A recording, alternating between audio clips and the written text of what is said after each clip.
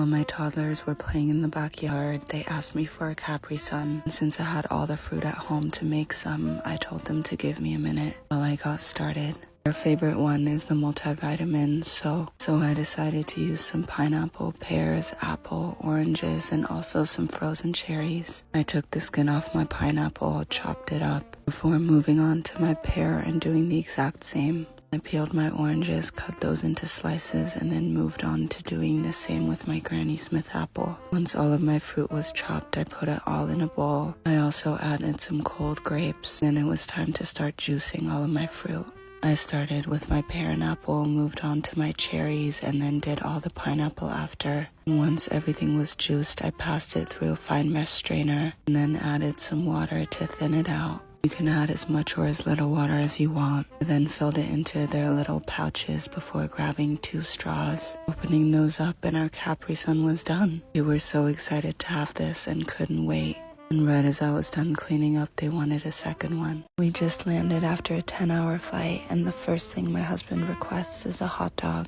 So instead of running to the store, I just decided to make it myself. I started by cutting up some pork and placing that in the freezer while I got started on my hot dog buns. I combined some yeast, sugar, and milk, let that bloom while I started on mixing all of my dry ingredients together. I added some melted butter before combining my wet and dry and adding an egg. I gave that a good mix, and once it came together, I covered it for 5 minutes before turning it out and kneading it. I then placed my dough into a bowl and let that rise for 45 minutes. And in the meantime, I got started on making some mustard. My husband doesn't have ketchup on his hot dog, so I just made some mustard for him. I took it off the stove, I set that aside to cool, and diced up some onion as a topping. He doesn't care for relish, so this makes it a lot easier. After 45 minutes, I punched down my dough and form it into little hot dog shaped buns before brushing them with some egg wash and baking them for about 15 minutes. While those were cooling, I got started on my sausage. His favorite sausages are German ones, so I opted for that instead of the classic hot dog sausage. Once my meat was ground up, I got started on all my spices and poured those into my meat before letting that combine for about 3 to 4 minutes. In the meantime, I washed my casing and let it soak for about 30 minutes before stuffing that with my meat and twisting it into little links. I worked on this in batches. I poached them for about 3 to 4 minutes, fried them off, and then it was time to assemble. I put my bun and sausage down, topped it with my condiments, and he loved it.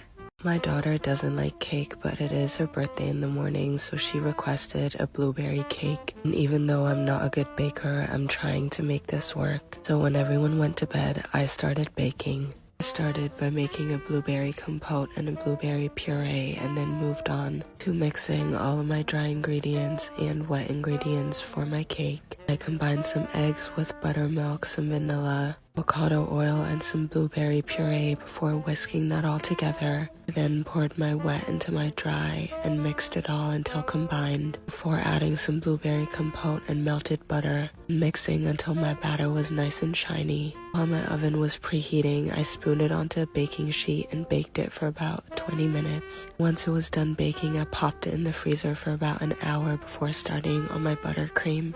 I whisked together some butter and cream cheese before slowly adding some powdered sugar and blueberry compote. After about an hour in the freezer, I cut out some round circles since I was making a 4-layer cake. I spread some buttercream on it, followed by blueberry compote, and then I added on my next layer and repeated that for all 4 layers. Once I reached the top, I spread my blueberry buttercream all over and tried to get it as neat as possible before taking some fresh blueberries and creating little clusters. Since she is turning 4, I opted for 4 blueberries and 4 layers. When my husband and I were in Germany, we had the worst pumpkin cinnamon roll we've had in our lives. When I got home, I decided to just make it myself. Since it's pumpkin season, there's no better time. De-seeded and roasted my pumpkin before scooping all the flesh into my food processor and letting that puree. Then moved on to making my cinnamon roll dough by combining some warm milk, yeast, pumpkin puree, egg, and some butter, giving that a good mix before adding all of my dry ingredients. Let that knead for about 8 to 10 minutes, and once it all came together, I let my dough rise for about an hour, hour and a half. In the meantime, I made my brown sugar and cinnamon mixture. And once my dough had doubled in size, I turned it out, rolled it out, and spread it with some butter. Once the butter was evenly spread, I sprinkled my dough with my cinnamon and sugar mixture and made sure to rub that in before rolling it up. Then cut my dough into even pieces and placed it into a buttered baking dish, making sure that they were close but not too close so they had enough space to expand. Let those rise for another hour, and once they looked like this, I popped them in the oven for about 20 minutes. I got started on my salted maple cream cheese frosting. I combined some cream cheese, maple syrup, butter, vanilla, powdered sugar, and a huge pinch of salt. Let that whisk until smooth before spreading it all over my cinnamon rolls. My husband likes a lot of frosting, so I made sure to do that before cutting him one while it was still warm. I've never been a huge fan of pumpkin, but these were divine, and Lucky loved them and gave them a 9 out of 10, which says a lot. I had a very emotional morning and I was craving a little pick-me-up drink, and since I've been thinking about making horchata for the last few days, I decided to just make it today. I soaked my rice in some water with cinnamon for about 4 to 5 hours while I got started on making some condensed milk.